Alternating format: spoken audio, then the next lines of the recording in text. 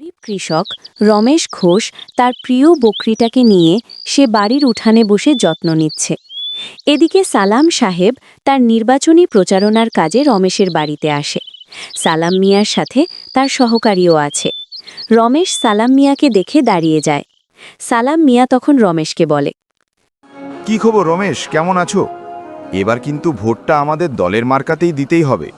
কোনো ৯-৬ শুনতে কিন্তু নারাজ। কিন্তু দাদাবাবু, ভোট তো প্রতিবারেই দিয়ে গেলাম, কোনো সুফল পেলাম না। সেই নির্বাচনের আগে সুন্দর সুন্দর কথা বলে কিন্তু ভোটে পাশ হবার পর তাকে আর হ্যারিকেন দিয়েও খুঁজে পাওয়া যায় না। জানি এ কথাই বলবা। শোনো, আমাদের নেতা তোমাদের জন্য ভোটের আগেই কার্ডের ব্যবস্থা করেছে, যে কার্ড দিয়ে তোমরা ভোটের পরপরই অনেক সুবিধে পাবে। যেমন হাসপাতাল বা ক্লিনিকগুলোতে 50% ছাড় পাবে, দোকান থেকে যা কিনবে তাতেও অনেক ছাড় পাবে। কার্ড কিন্তু তোমরা ভোটের পরপরই পাবে। অনেক সুবিধে আছে কার্ডে। এই কার্ড শুধু কার্ড নয়, এটা হলো তোমার আলাদিনের জাদুর প্রদীপ, যা চাইবেই তাই পাবে। কিন্তু ভোটের পরে এই কার্ড নিতে আবার কত টাকা ঘুষ দিতে হবে? কার্ডের আগে নেতাদের চরিত্র সংশোধন করাই অনেক ভালো বলে আমি মনে করি দাদাবাবু। ছি ছি ছি। শোনো রমেশ, নির্বাচনের আগে কেউ 1 টাকাও ঘুষ নেবে না। খালি ভোটটা পার হলেই তোমার হাতে কার্ড আপনা আপনি চলে আসবে। তোমার পরিবারের জন্য কার্ড পেতে চাইলে আমার দলকে ভোট দিয়ে দেবে, বুঝলে? চলি তাহলে। এই বলে সালাম সাহেব সহ তার সাথে আরও যে লোক এসেছিল তারা দুজন চলে যায়। আর রমেশ তাদের নির্বাচনী প্রতিশ্রুতির কথা ভাবতে থাকে। নির্বাচনের আগে যা চাই তাই দিতে চায়, কিন্তু ভোটের পর এই লোকগুলোকে আর খুঁজে পাওয়া যায় না। তখনই রমেশের বউ ঘর থেকে বের হয়ে রমেশের উদ্দেশ্যে বলে, কি ব্যাপার, আপনি হাঁ করে এভাবে তাকিয়ে আছেন কেন? কাজের বেলা তো পার হতে চলল, কাজে যাবেন না? কাজে না গেলে তো আজ খাবার খেতে পারবো না, ঘরে কিছুই নেই। হ্যাঁ, কাজে যাব তো। তবে কি গিন্নি জানো, এই যে নির্বাচন আসলো আর দেশের সকল নেতা ভালো হয়ে গেল, তাদের সব কাজ এখন ভোটারদের নিয়ে। জনগণ তাদের সাথে না থাকলে তাদের চলেই না। ঠিক যখনই নির্বাচন শেষ আর তখনই দেখবে তাদের আর খুঁজে পাওয়া যাবে না। এমন নির্বাচন কি আমরা চাই? কখনোই না। আমরা চাই নির্বাচনে ভালো নেতা নির্বাচিত হোক, আর তিনি জনগণের সমস্ত দুঃখ দুর্দশাগুলো দেখে দেখে তার নির্মূলের ব্যবস্থা গ্রহণ করুক।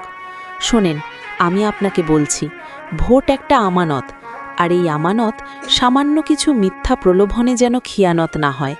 আর হ্যাঁ, আপনি কাজে যান আর নিজের দিকে খেয়াল রাখবেন। আমি বকরিটা কোথায় গেল তা দেখছি। এই কথা বলে তারা দুজন দুদিকে চলে যাবে। রমেশ আর তার বউ সনাতন ধর্মের, যদিও তারা মাঝে মাঝে লঘু সংখ্যালঘুর তকমা পায়, তবু তারা সবসময় নিজের দেশের কিসে ভালো হবে সেই চিন্তা ভাবনায় সবসময় নিয়োজিত থাকে। রমেশ প্রতিদিনের মতো এক কৃষকের জমিতে কাজ করে ক্লান্ত হয়ে সে একটা গাছের নিচে বসে আছে আর নিজের জীবনের কথাগুলো ভাবছে। সন্তানহীন জীবন তাদের বড়ই কষ্টের। সন্তান যাদের নাই তারাই জানে এটা কত কষ্টের। এমন সময় সেই পাশ দিয়ে যাচ্ছিল এমপি পদপ্রার্থী মাওলানা জাবেদ আলী। রমেশকে দেখেই মাওলানা সাহেব এগিয়ে আন্তরিকভাবে রমেশের সাথে হাসি মুখে তার সাথে কথা বলছে। কি ব্যাপার রমেশ সাহেব, আজকাল আপনাকে আর দেখাই যায় না। আজ আপনার বাড়িতে গিয়েছিলাম, গিয়ে দেখি কেউ নেই। খোঁজ নিয়ে জানতে পারলাম কাজে আসছেন, আর আল্লাহর রহমতে আপনার সাথে দেখাও হয়ে গেল। এই গরিবের সাথে আপনার যে দরকার থাকতে পারে তা জানতে পেরেই সত্যি ভালো লাগছে। তা জানতে পারি কি আমাকে এত প্রয়োজন কেন? মানুষ হয়ে মানুষের প্রয়োজন থাকবে, এটাই তো স্বাভাবিক। আসলে যে কারণে আপনার দরকার তা নিয়ে একটু খোলাখুলিভাবে আলোচনা করলে মনে হয় খুব ভালো হয়। আমার মনে হয় আমরা আপনাদের মতো সংখ্যাগরিষ্ঠ ব্যক্তিদের সাথে মাঝে মধ্যে টুকটাক হয়তো ভুল করি থাকি, সেজন্য আন্তরিকভাবে ক্ষমা চাচ্ছি। আপনি তো জানেন সামনে নির্বাচন, আর সেই নির্বাচনে আমার দল আমাকে নমিনেশন দেওয়ার চিন্তা করেছে। কিন্তু নমিনেশন পেলে তো হবে না, সাথে যদি আপনাদের মতো বিজ্ঞ লোকেরা না থাকে তাহলে হয়তো নমিনেশন পেয়েও কোনো লাভ নেই।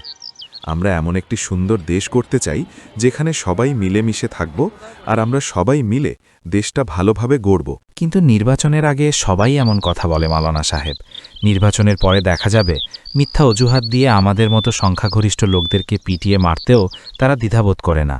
কথাটা যে উড়িয়ে দেওয়ার মতো তাও নয়, তবে এসব বিষয়ে আমাদের সবার সচেতন থাকতে হবে, আন্তরিক হতে হবে।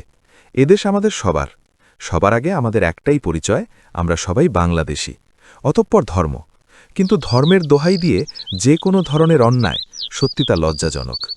আমি তো একাই এসব পরিবর্তন করতে পারবো না, তবে আমাদের সবাইকে এগিয়ে আসতে হবে এসব অন্যায়ের বিরুদ্ধে। ধর্মে কোনো জবরদস্তি নেই।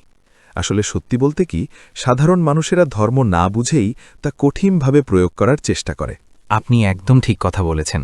আমারও ইচ্ছে যারা দেশকে ভালোবাসে আমি তাদের পক্ষেই কাজ করব এবং তাদের সাথে সবসময় আছি, এ নিয়ে আপনি নিশ্চিত থাকতে পারবেন। আপনার কথা শুনে খুব ভালো লাগলো। আপনি আসলে সত্যিকারের দেশপ্রেমিক। যারা দেশকে নিয়ে ভাবে তারাই এমন স্বপ্নের কথাবার্তা বলে, স্বপ্ন দেখায়। ধন্যবাদ আপনাকে। আশা করি আমাকে আপনার চিন্তার সাথে একমত পাবেন। এখন তাহলে আসি, ভালো থাকবেন সব সময়। এই বলে মাওলানা সাহেব সহ তার সাথে থাকা লোককে নিয়ে চলে গেল। রমেশ সেদিকেই তাকিয়ে রইল আর ভাবল, নির্বাচনের আগে মানুষ যেমন পরিবর্তন হয়, তারা যদি সবসময় এমন থাকত তাহলে আমাদের ছোট্ট সোনার বাংলাদেশটা অনেক অনেক এগিয়ে যেত। এরই মাঝে রমেশের সাথে কাজের যোগানদাতা জহির আসলো। এসে জিজ্ঞাসা করল, মাওলানা সাহেবের সাথে কি এমন কথা হলো তোমার? দেখলাম অনেকক্ষণ আলোচনা করলে। নির্বাচনে আগে মানুষ চেনা বড় দায়। সবার কথা শুনলে মনে হয় তারা খুব ভালো মানুষ, সবাই দেশপ্রেমিক। কিন্তু এই লেবাসের আড়ালে আসলে কে ভালো কে মন্দ চেনা বড় দায়। সেই আলোচনাগুলোই হচ্ছিল। হ্যাঁ, নির্বাচনের আগেই গরিব কি বড়লোক কি সবাইকে তারা এক পাল্লায় মাপে, কিন্তু নির্বাচন হয়ে যাওয়ার পর সেই ব্যক্তিগুলোই হাতে কাদা লাগবে বলে গরিবদের দূর দূর করে তাড়িয়ে দেয়। ঠিক বলেছ দাদা, সময় তো শেষ। চলো গেরহস্থের বাড়ি গিয়ে আজকের কাজের হাজিরার টাকা নিয়ে আমাকে আবার বাজার করতে হবে, নইলে না খেয়ে থাকতে হবে। হ্যাঁ হ্যাঁ, চলো, তাড়াতাড়ি না গেলে গেরহস্থ আবার অন্য কাজে চলে যাবে। এই বলে তারা দুজন কাজ ছেড়ে চলে যাবে।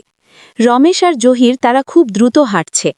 রাস্তার মাঝে দেখা হবে এলাকার একমাত্র বিজ্ঞ লোক। তাকে দেখেই রমেশ আর জহির দাঁড়িয়ে গেল। শুভেচ্ছা বিনিময় করে রমেশ বলে, দাদাবাবু, আপনার তো আজকাল দেখাই মিলছে না। আমরা তো বিভিন্ন সমস্যায় জর্জরিত। এই যে সামনে নির্বাচন, সেই নির্বাচন নিয়ে তো আপনি কোনো পরামর্শই দিচ্ছেন না। বলুন আমরা কি করব? শোনো রমেশ, বিপদে সবসময় নিজেকে ধৈর্যশীল রাখতে হয়। নির্বাচন আমাদের জন্য যেমন একদিকে আশীর্বাদ, অন্যদিকে আবার অভিশাপ। আপনার কথা তো কিছুই বুঝতে পারলাম না দাদাবাবু, একটু খুলে বলবেন কি? অবশ্যই, এই নির্বাচনে যদি সত্যিকারের দেশপ্রেমিক লোক আমরা নির্বাচিত করতে পারি, তাহলে নির্বাচন আমাদের জন্য আশীর্বাদ। আর যদি দুষ্ট লোককে নির্বাচিত করি, তাহলে আমাদের জন্য তা একেবারে অভিশাপ হবে। আমাদের ক্ষমতা তো একদিনের জন্যে, ভোট হয়ে গেলেই ক্ষমতা শেষ। আর নির্বাচিত লোকদের ক্ষমতা 5 বছরের। মানে একদিনের ক্ষমতা যদি আমরা সঠিকভাবে কাজে লাগাতে না পারি, তাহলে 5 বছর আমাদের ভুগতে হবে। তাই ভেবেচিন্তে সিদ্ধান্ত নিতে হবে। ঠিক কথা বলেছেন দাদাবাবু, আপনি আমাদের যেভাবে বলবেন আমরা সেভাবেই কাজ করে যাব। তোমরা যাও, আমি তোমাদের সবাইকে এরই মাঝে কোনো একদিন ডাকবো, আর সেখানে আমরা সবার মতামত তুলে ধরব। ভালো থেকো তোমরা। এই বলে মাস্টার সাহেব সহ তার সাথে থাকা লোককে নিয়ে চলে গেল। রমেশ আর জহির তারা খুব দ্রুত হাঁটছে। আজ রমেশের মন খারাপ, কাজের টাকা পায়নি, তাই জহিরের বাড়িতে গিয়ে জহিরের কাছ থেকে টাকা ধার করে রমেশ আবার বাজার করবে। তাই তারা দ্রুত হাঁটছে। রমেশের গিন্নি রমেশের অপেক্ষায় বাড়ির উঠানে বসে আছে। রমেশের চিন্তায় সে বিষণ্ণ। কিছুক্ষণের মধ্যেই রমেশ আসলে তার গিন্নি তাকে বলে, আপনার এতক্ষণ আসার সময় হলো? আমি তো চিন্তায় অস্থির। আপনার যদি কিছু একটা হয়ে যায় তাহলে আমার কি হবে? দেখো গিন্নি, আমি তো সবসময় চিন্তায় থাকি। ভগবান আমাদের দিকে মুখ তুলে তাকালো না। কি আর করার, ভগবান যা ভালো মনে করে তাতেই আমরা খুশি। শোনো, আজ মাস্টার দাদার সাথে দেখা হয়েছে আর কথা হয়েছে। কি কথা হলো? আমায় কি বলা যাবে? কেন বলা যাবে না? সামনে নির্বাচন নিয়ে কথা বলতেই উনি বললেন আমাদের নিয়ে উনি বসবেন আর আমাদের সবার মতামত নিয়ে কাজ করবেন। যে দেশপ্রেমিক তাকেই এবার আমরা নির্বাচিত করব। এবার আর আমরা ভুল করব না। আমাদের এলাকার প্রিয় অভিভাবককে আমরা এবার সম্মিলিতভাবে নির্বাচিত করব। ভালো কথা। যে দেশপ্রেমিক আর যে অন্যায় করবে না, অন্যায়ের বিরুদ্ধে কথা বলবে, আমরা তাকেই নির্বাচিত করব। আচ্ছা, আপনি হাত মুখ ধুয়ে আসুন, আমি আপনার জন্য খাবার দিচ্ছি। খোলা আকাশের নিচে মাস্টার সহ এলাকার মানুষদের নিয়ে নির্বাচনী প্রতিনিধি বাছাই আলোচনা সভা চলছে। সেখানে সবাই তাদের মতামত পেশ করবে, অতপর মাস্টারমশাই সবার সামনে আলোচনা করবেন। শোনেন, আপনাদের মতামত নিয়ে জানতে পারলাম, কথায় নয়, যারা কাজে কর্মে প্রমাণ দিবেন আমরা তাকেই নির্বাচিত করব। এতদিন যারা আমাদের ফাঁকি দিয়ে উন্নয়নের কথা বলে ভোট ছিনিয়ে নিয়েছে, এবার আমরা আর তাদের সাথে কোনো মতেই নেই। কি বলেন আপনারা? আমরা আমাদের দেশের স্বার্থে একসাথে কাজ করব। এতে যে প্রতিনিধি আসবে আমরা তাকেও সহযোগিতা করব। শুধুমাত্র নির্বাচিত প্রতিনিধিরা ভালো হলে চলবে না, সাথে সাথে আমাদেরকেও ভালো হতে হবে। এক কাপ চা কিংবা সামান্য টাকার বিনিময়ে আমরা আমাদের মূল্যবান আমানত খেয়ানত করে থাকি, যা আমাদের মোটেও কাম্য নয়। তাই এবার প্রতিজ্ঞা করতে হবে যেন এসব অন্যায় আমরা যেমন করব না, তেমনি কাউকে করতেও দেব না। আসুন আমরা সবাই অঙ্গীকার করি।